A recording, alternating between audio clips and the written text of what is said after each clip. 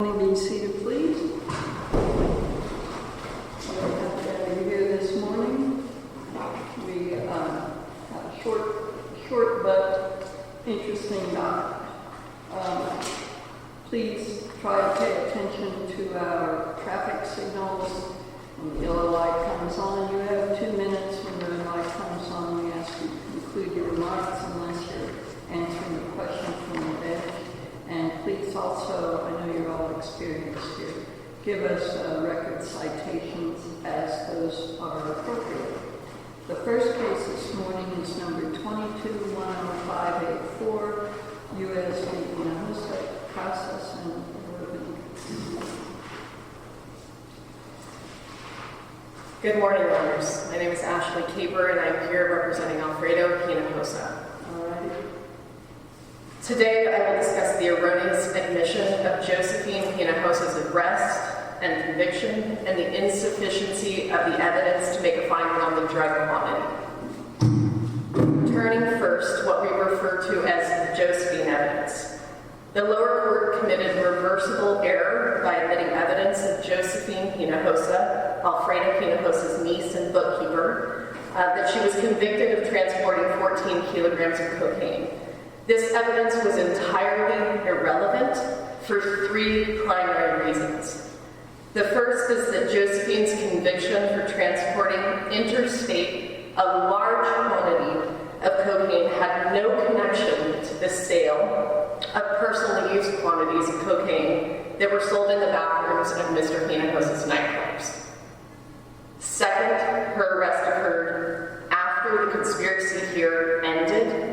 And third, it took place in an entirely different state. The government concedes that this issue was preserved. The only reason the government introduced this evidence was to prejudice the jury and convince them that by association, Mr. Hinojosa was a large-scale drug trafficker. This court has long condemned this type of guilt by association as it encourages speculation. And this court has repeatedly characterized guilt by association as highly prejudicial. Admission of this evidence was particularly bad here because it was the only evidence that suggested that Mr. Hinojosa personally engaged in drug trafficking instead of turning his head while drug dealers sold personal use quantities in the bathrooms of his nightclubs. Wasn't he? Well, that's not quite right. I mean, he did, after all, encourage his lieutenants to allow it to keep going. So he was convicted of possession with intent, right? He was convicted of possession with intent, and our belief is that he was erroneously convicted on that count because the jury was influenced by Josephine Hinojosa's conviction. He personally engaged. You said it was the only evidence he personally engaged instead of turning the blind eye. I don't understand how this is even evidence that he personally engaged. It's evidence that he personally engaged because the government introduced evidence that when Josephine Hinojosa was arrested in the car transporting the cocaine, she was also found in possession of books and records that had to do with the nightclub. And the government argued that Josephine was a co-conspirator, which is why her testimony of her arrest should be introduced at trial. And that was an implicit connection indicating that she, in her role as bookkeeper, was transporting cocaine. And it's our position that that influenced the jury to believe that Alfredo was directing her to do so. Did they argue that in closing? Is that supported in the charge? In closing, Josephine was mentioned 2 times, and while the government says that those mentions were in passing, there were still 2 references to Josephine's conviction, both when discussing the amount of drugs that were found, well, in one instance, when discussing the amount of drugs that were found to have occurred in this case, and second, when saying that these 3 individuals, Mr. Casas, Mr. Rodriguez, and Mr. Hinojosa, had no problem letting other co-conspirators get arrested for similar offenses. So, to go back to, it is the government's burden to prove that this error was harmless, and they have not done that. The evidence unfairly suggested that Mr. Hinojosa had the mens rea for drug trafficking, and this was necessary for a conviction on count 25. Whereas the jury might well have had a reasonable doubt about this based on the evidence. Also, the government cannot show that evidence of Josephine's conviction did not prejudice the jury. I'd like to briefly address my second point, which is the drug quantity, and that it was miscalculated. Here, there was insufficient evidence of more than 5 kilograms of cocaine, so the conviction should be reduced from a B1A to a B1B, and this case should be remanded for resentencing. Let me ask you, there was a contemporary objection to the Josephine evidence, right? Yes, Your Honor. And did the court give limiting instruction? I do not believe so.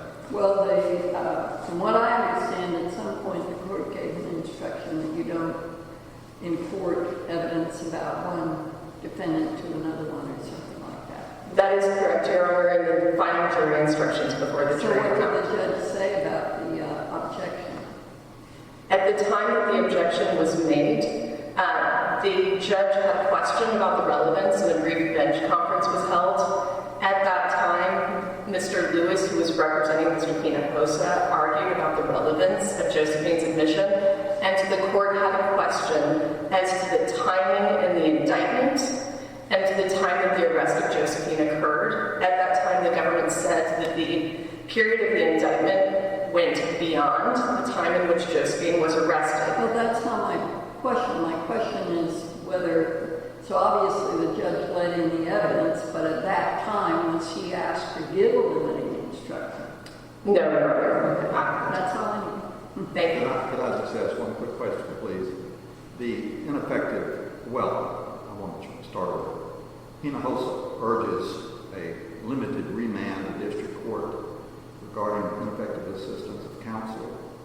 Why would this be so unique or special that it goes outside what we normally do on an IAC claim on direct appeal? Of course, that's without prejudice if it's denied, and you do it later with a 2255. So why would we have a limited remand, I suppose, before we decide this case?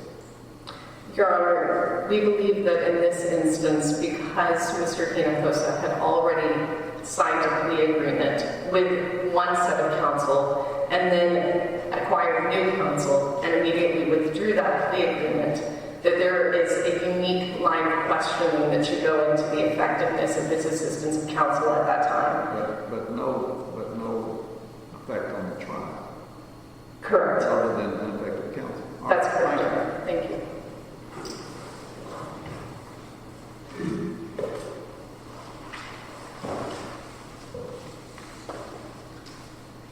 Good morning. May it please the court, my name is Camille M, and I represent Martin Salvador Rodriguez. To pick up on the court's questions from the last argument, this case really is an example of why appellate courts should not completely abdicate their responsibility to review jury verdicts. With regard to the conspiracy counts... Excuse me, what did you say? Would you pull down the mic, please? Yes, I'm sorry. No.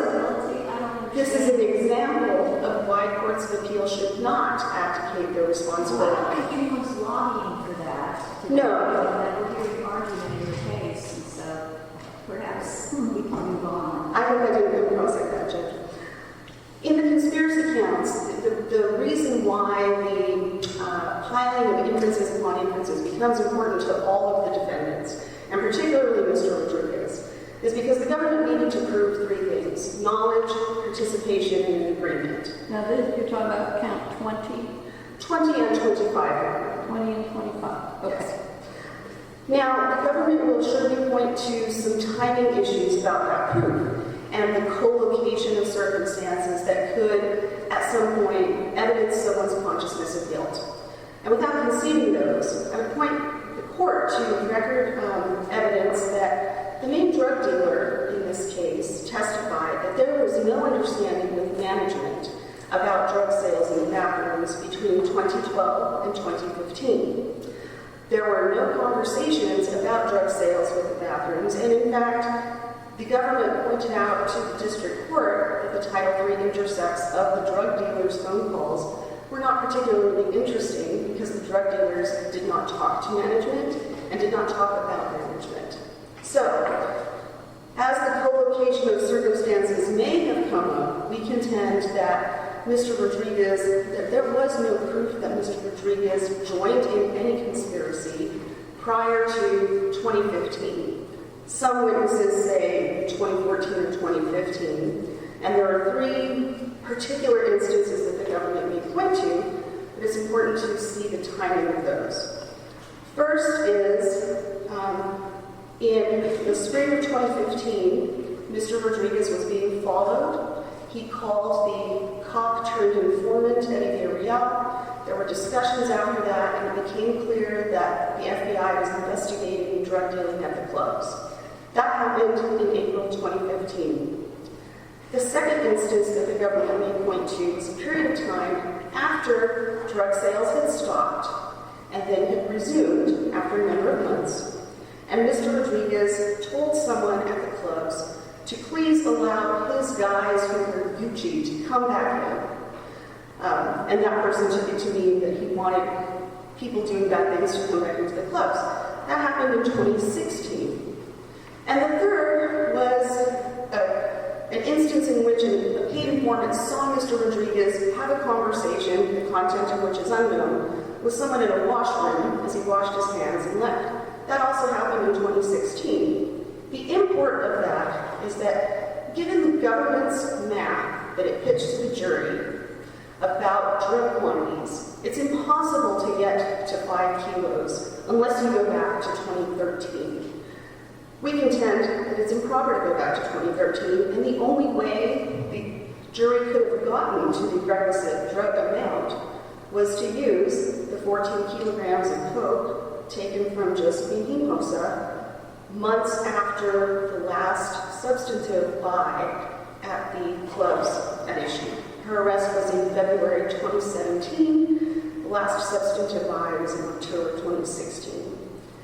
And finally, was there a charge for something at the trials of the government gave the amounts of the coke? of the cocaine? Yes, Your Honor. There was a charge, and I can find that exhibit for you in rebuttal. The total weight of all the undercover buys without packaging was 20.8 grams. I think that record site is 8218 to 19. And it's important to note that the jury here did not reach verdicts on any of the substantive counts prior to 2016. The only substantive verdict they reached for any of the defendants was October 2016. And the time of the conspiracy alleged in the indictment is much broader. But the jury obviously thought that those substantive offenses were not proven. Thank you, Your Honors. All right, thank you very much. Ms. Baccus. Counsel. And may it please the court, I'm Shirley L, here to represent Mr. Casas in the case where he was convicted of 3 of the 17 counts with which he was charged, 2 of which are conspiracies. The first is a conspiracy to violate the 856 statute, which of course the court is aware the leading case in this circuit is the Chen decision.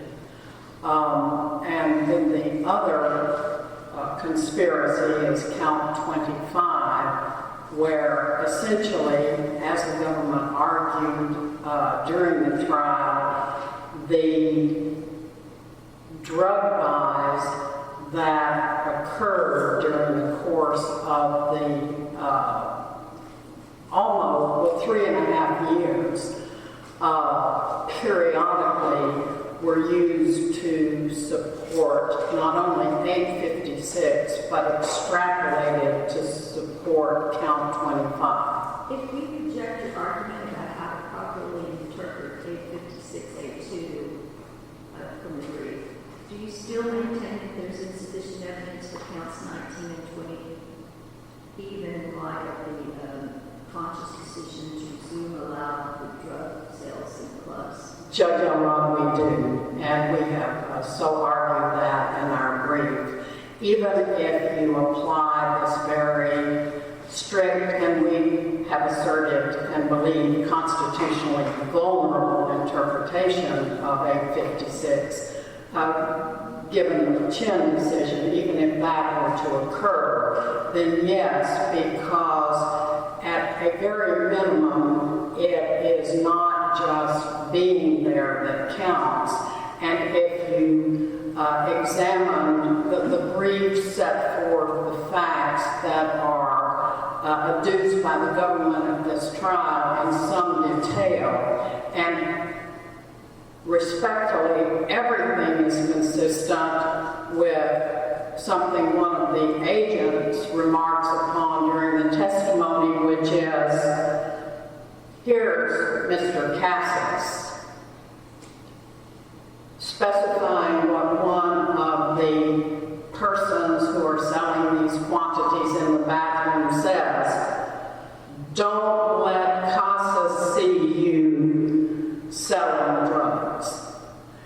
And then as late as December of 2015, he is still instructing Rendon to stay on the bathrooms at the club and to make sure that that is occurring, and that is consistent with his behavior. That is a different question entirely of whether or not there was knowledge of what was going on. And to be more pointed, Judge Elrod, in response to your question, there's absolutely no evidence whatsoever that Mr. Cassis is ever instructing anyone to allow these sales in the bathroom. And yes, we do believe the evidence is insufficient. On the question that co-counsel have raised regarding Josephine Hinojosa, in addition to the question we have raised and has been adopted by the other appellants of this business of let's redefine money laundering with an expert witness, both of these pieces of evidence do not pass the relevancy test. What kind of creature is the evidence about Josephine Hinojosa?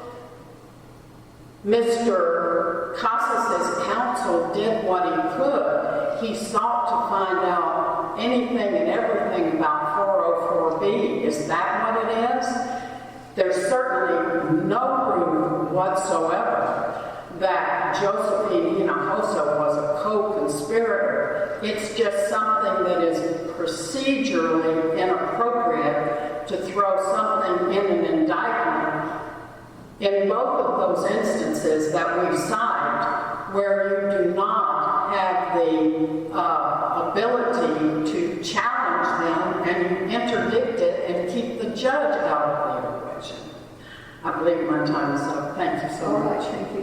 Thank you very much. Ms. Hayworth.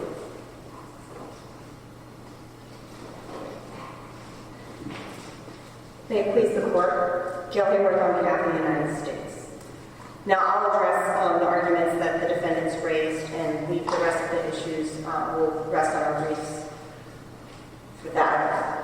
Regarding the first issue that Casa raised about the sufficiency of the evidence supporting his convictions on count 19 and count 20, which are the managing the drug premises counts, the conspiracy and the substantive count.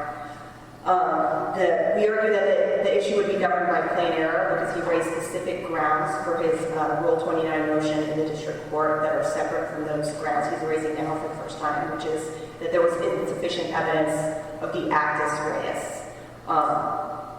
There is more than enough evidence to support that there was evidence of the actus reus, that is, that he made the place available for drug dealers to use. Who are you talking about? Casas. And his argument otherwise is that allowance. Yes, Your Honor. That he bathrooms and sell drugs, or that he was on the take with it, or that he somehow benefited from them doing the drugs, rather than to the contrary, that the evidence was people didn't want him to see that they were selling drugs. Well, the making a place available includes failing to remove the drug dealers. So it's the flip side of the same coin. If you're allowing drug dealers to enter and allowing them to stay, you're also failing to remove them and failing to deny them entry. But there's evidence that at a certain time period he wanted them gone. Well, the evidence is that he knew from before 2013 that they were regularly doing this in the clubs. Then we have repeat players coming in every weekend from that way after the point that he knew and selling drugs, and it's happening. He's letting it happen. We also have an intercepted phone call from March 25th, 2015, where Hinojosa states that his marching orders to CASA have been to be a little flex, let the drug dealers deal, once in a while clean it up. And so the evidence is that they are continually selling in the clubs. The only break comes when Hinojosa is worried about the FBI investigating him after the March 2015 raid. At that point, he says, okay, let's tighten up the clubs. So they go on hiatus for a little bit. But once their business suffers because they're no longer allowing cocaine sales in the clubs, then they decide, okay, let's let them back in. But let's try and be a little more discreet about it. And so... Is there evidence that CASA's acquiesced and agreed to that? Yes, I mean, he's in charge of all the employees, and so if you have a concert of actions, consistent response to the drug dealers that the clubs are doing, and he's in charge of the employees, it's a fair inference that he's allowing it. In addition to that, you have testimony that people saw him talking to the main dealer in the clubs, that he told the security guard that you could keep a payment that a drug dealer gave you. And then when, after the drug deal hiatus, or the drug sale hiatus, he advocated in that management decision to let the drug dealers back in because business was suffering. Okay, what about the conspiracy with Josephine and also the amount of drugs distributed to these? Okay, so turning to that issue, the district court did not substantially abuse its discretion in finding that testimony was relevant because it proved up... What was relevant? I couldn't hear you. The testimony regarding the Josephine traffic stop, because it proved up a specific allegation in the indictment. What did it prove up that's in the indictment, and how does it link to the defendants? So the government viewed this as another instance during the relevant time frame of the conspiracy where Hinojosa is entangling his business with drug trafficking, and so it alleged the specific traffic stop in the indictment. His business. It's her side deal, right? And it's done not in the club at all. That's right. It wasn't in the club. But it was a fair inference that his business was involved because she's taking a long-distance trip with a large amount of kilogram of cocaine and in close proximity the books of the company. His friends from what?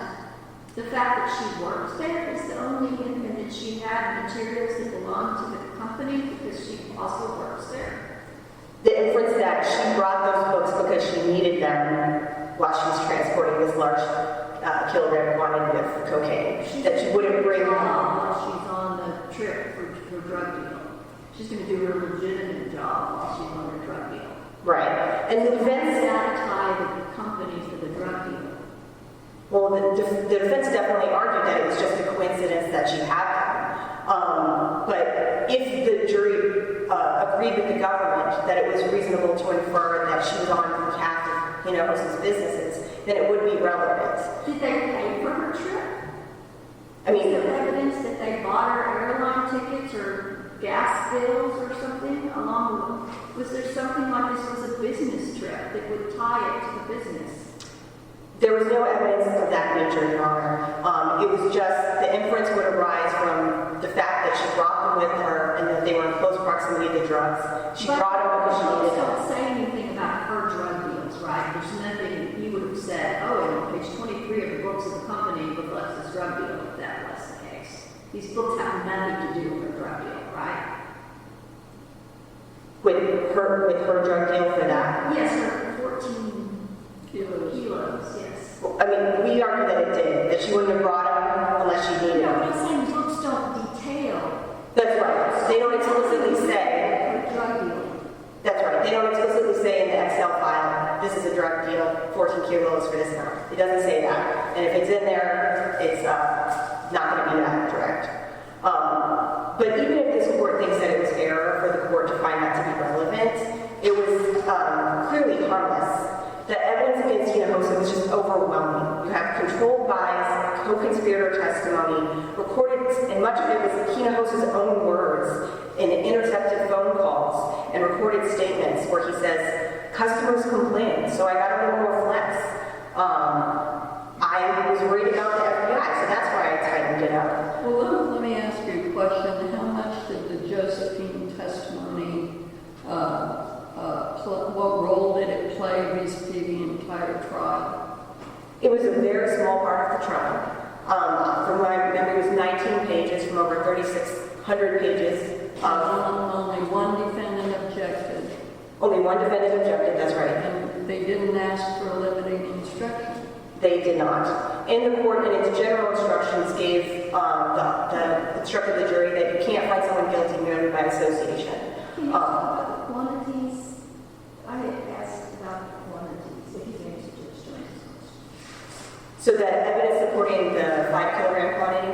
Yes. What in the record supports 5 kilograms separate and apart from her drug quantity?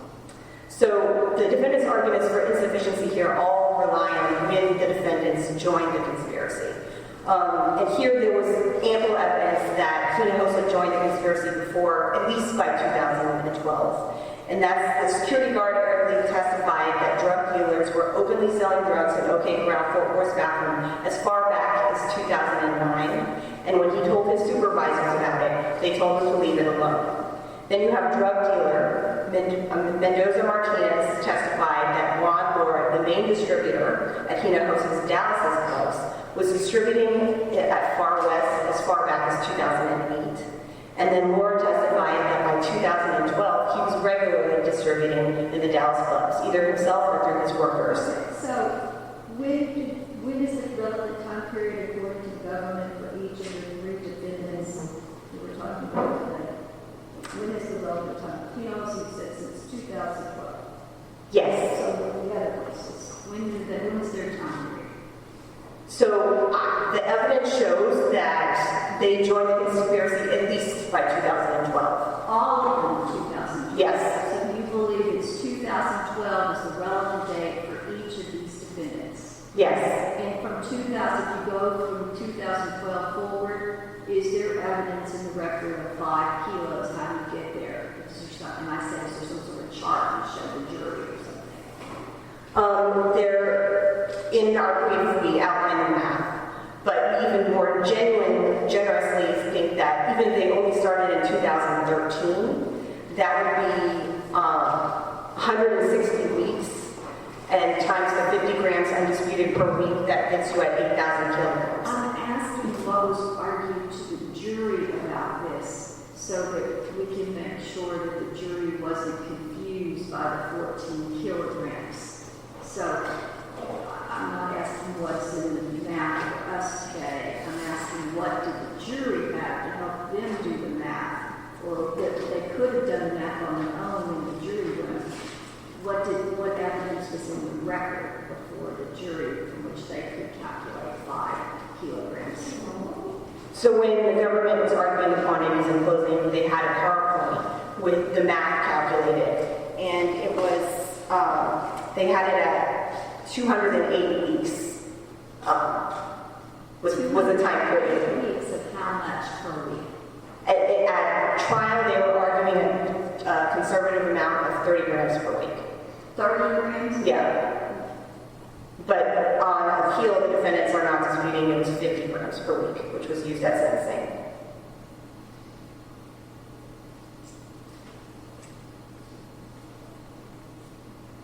And there's evidence testimony that it was 30 grams a week or 50 grams a week, whichever. Yes. Whose testimony? So there was Laura's testimony about what he personally distributed in the clubs. And then there was his workers' testimony about what they personally distributed. And then I think they just took the conservative of just one person was 150, what they used at trial. And then at sentencing, they used the conservative, like midpoint of what multiple dealers were doing, which was 250 bags per week, which was the 50 grams. It's a lot over 5 kilos. Yes. The point is that there's so many different ways that you can do the math and you still get over 5 kilograms. Even if you're very generous on, okay, let's say they did less bags per week. Even if you're more generous on, let's say, okay, they didn't start until 2013. There's many different ways to calculate it and you still get to 5 kilograms.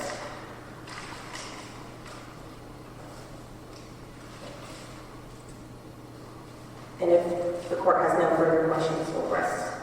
Do you believe there's any reason that we should take up the insufficient, the lawyer being not a good lawyer, allegedly, at this stage rather than in our normal process? No, I think under this court's precedent, the practice is clearly, if you can't decide it on the basis of the record before you, then you dismiss it without prejudice to them raising the claims in 2255. Well, just explain how counts 19 and 25 do not overlap a great deal. How they overlap. How they do not overlap. In other words, they do seem pretty redundant. Yes.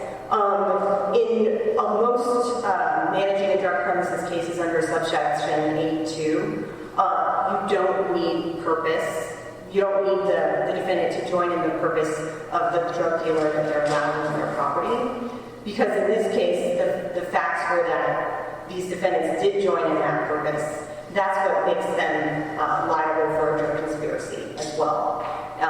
So not, contrary to what Hinojosa argues, not every section 85682 defendant is going to also be guilty of conspiracy. It's only in those unique cases where the defendant joins in the purpose of the drug dealer that they're allowing onto their property. And here you have that because Hinojosa's and his management team's interests were perfectly aligned with the drug dealers. They wanted them to deal on their clubs because it made their customers happy and increased their business. Can you talk about the money laundering expert? Why wasn't that completely irrelevant and prejudicial? The money laundering expert, that testimony, the district court didn't abuse its discretion in finding it relevant because it was relevant to count 21. Was it objected to timely by all the defendants? Yes, it was objected to. Hinojosa gave the most robust objection to it, and then Counsel joined with that. Because you can say, he can say structuring and explain what structuring is to avoid bank accountability without talking about, I'm going to launder this money to this other business, etc. You could have very easily tailored the testimony to the actual charge rather than expanding it so much to totally uncharged crimes that are very prejudicial. To prove, much of this dispute was his intent. Did he knowingly, intentionally cause the bank to file a false report? And did he do it with the purpose of evading the reporting requirements? So if he, as Elrod testified, is engaged in practices that are consistent with money laundering, then that makes it much more likely that yes, he was purposely trying to avoid reporting requirements, and he did intentionally and knowingly cause the bank to file a false report because he was trying to hide the true source of the funds. So it tended to prove a fact that was important, which was in dispute for count 21, basically Hinojosa's intent. Do you have a case that says that's okay? A case that would say that even if it is very prejudicial with other crimes that are not indicted, and it's appropriate to do that? It would mostly be the cases, I guess, Gail A and Ceballos. It would be cases really emphasizing the rule that the district court has discretion to decide whether it's relevant. Here it was relevant under the rule because it had tendency to prove a fact of consequence. And then the district court didn't err in its discretion in finding that it wasn't unduly, unfairly prejudicial because it involved a cold, non-inflammatory analysis of banking tax records, not something likely to invoke the emotions of the jury. Defense counsel had ample opportunity to expose any weaknesses in Louise's testimony by calling their own expert witness and cross-examining him. Counsel repeatedly emphasized to the jury that the defendants were not convicted, or not charged with money laundering, and the jury instructions cautioned the jury, consider only the charges that they were charged with, not anything else. So there was lots of things in the record to prevent the kind of prejudice that the defendants are arguing, and the district court didn't err in finding that the probative value was not substantially outweighed. But even if the court disagrees, the admission of the testimony was harmless, especially with regards to the only defendant disputing it here, which is Casas, because Casas' counsel emphasized in closing that Eric Lee's testimony had nothing to do with his client. The government didn't argue otherwise. They never argued it had anything to do with Casas, and there was overwhelming evidence of Casas' guilt. So even if the court finds that it was error to admit Eric Lee's testimony, it was harmless.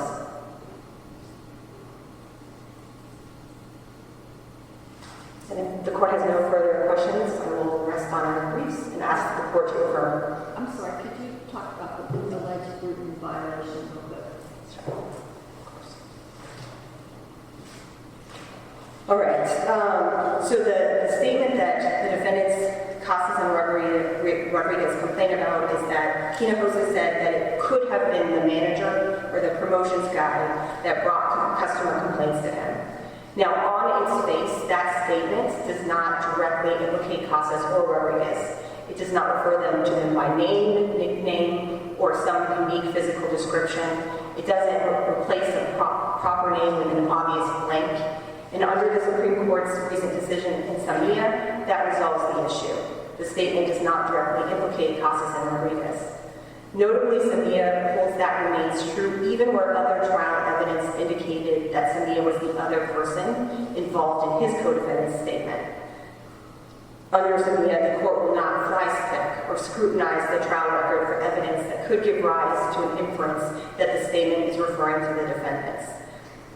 But even if this court were to scrutinize the record and see if there's any evidence that could give rise that Hinojosa was implicating them, even when linked with other record evidence, his reference to the manager or the promotions guy could have referred to a number of individuals because there were multiple managers and promoters at the club. And even under the unredacted statement of Hinojosa, it does not clearly point the finger at Casas or Rodriguez, because he specifically stated that it could be Novoa, a promoter, or it could be any one of the managers who relayed the complaints to him. Moreover, it's important to look at all the inferences that are required before that statement even becomes incriminatory towards Casas and Rodriguez. You have to infer that manager and promotions guy referred to Casas and Rodriguez. You have to infer that when Hinojosa said it could be the manager or the promotions guy, that despite sounding equivocal, he was actually confidently pointing the finger at them. And then you have to infer that Casas and Rodriguez relayed those complaints to Hinojosa because they wanted him to allow drug sales in the club. And then you have to infer that there was later an agreement to allow drug sales in the club, and that Casas and Rodriguez later joined in that agreement. So there's so many inferences you have to make based on so much more linking evidence before the statement even becomes incriminatory. The district court didn't err in finding that it didn't directly implicate them. Okay, thank you. All right, each of you ladies has a minute or two for a vote. Okay, 1 minute. There are not many ways to arrive at over 5 kilograms of cocaine. There are 2 ways to arrive. The first is by arguing that Mr. Hinojosa entered the conspiracy in 2012. There is no evidence of that. The government references 2 witnesses in support of that assertion, both of whom say that there were managers or promoters that were aware of drug sales happening as early as 2012. There's no evidence that Mr. Hinojosa was present learned of those conversations or that he had any knowledge of drug sales occurring prior to July of 2014. The second way that the government can assert that there was over 5 kilograms of cocaine is by reference to Josephine Hinojosa's 14 kilograms. And our position is, as Judge Elrod has highlighted through some of your questioning, this was completely unrelated. There's no evidence that was presented at trial that Josephine's transportation of 14 kilograms had anything to do with the drug sales that were happening at the clubs. Thank you. All right, thank you. Ms. Knight?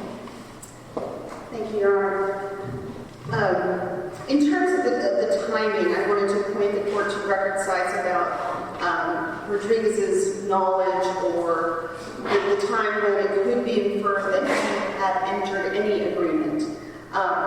The main drug dealer, Juan Lara, in this case, that's where his figures are, where the government's math largely stems from. He testified that there was no agreement between him and anyone in management between 2012 and 2015. And that's at record 4120 to 4121. The people who testified about Rodriguez's knowledge of drug sales, Mr. Rendon put it at 2014 or 2015, and that's at record 7218 to 21. And 4544 to 46. Mr. Novoa testified about it being 2016. That's record 8227. And Mr. Villarreal and Mr. Novoa both referenced March or April 2015. That's record 3442 to 44, 4578 to 81. And Mr. Rodriguez's interview by the FBI was in 2016. That's at record 4286 to 87. As to Judge Elrod's question about whether the government mentioned Josephine Hinojosa's cocaine in closing, it did. In both closing and rebuttal, the government emphasized that those 14 kilograms of cocaine. That's at record 6439 and 6561. I'll yield the rest of my time, Your Honor. All right, thank you. Ms. Lobel?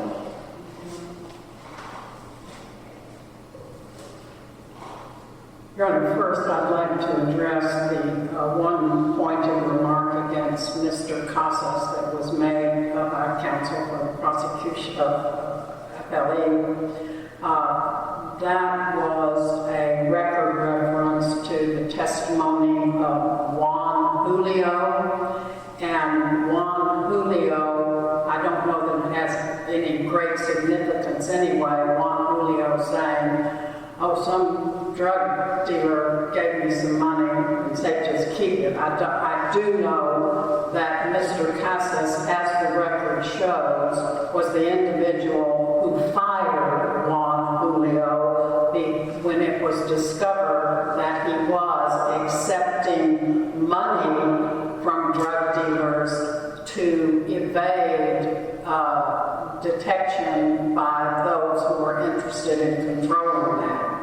The second thing I want to say again about Mr. Casas is I want to refer the court to the brief where we discussed the incidents at Medusa. Mr. Hinojosa was sending mixed signals, and it is very clear from that incident where Mr. Casas cannot, with the help of the others, find out why there is a perpetual odor of marijuana at Medusa, but ultimately they discover, and he reports it, that they are grinding out the cigars and putting marijuana in the cigars, and they solve it that way. And that is consistent with everything that actually is an act that Mr. Casas did. I also want to, in addition to that, in that conversation, Mr. Hinojosa, if I may complete my sentence, says to Mr. Casas, sometimes we just have to, Mike, we just have to live with the fact that being aggressive in the clubs will reduce attendance. Thank you. All right.